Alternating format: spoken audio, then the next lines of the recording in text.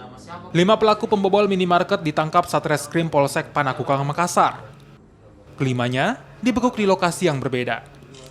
Saat diinterogasi petugas, tersangka mengakui perbuatannya. 2 dari 5 pelaku diketahui adalah napi yang menerima remisi dan bebas saat hari kemerdekaan.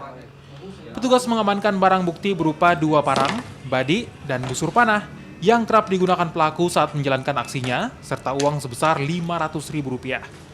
Atas perbuatannya, kelimanya diancam hukuman di atas 5 tahun penjara. Baru saja mendapatkan asimilasi. Jadi asimilasi sebelumnya dia dipidana dalam kasus pencurian, kemudian mendapatkan asimilasi, dan pada saat dia keluar melakukan lagi tindak pidana hingga tertangkap oleh anggota kami. Kalau untuk ancaman pidananya?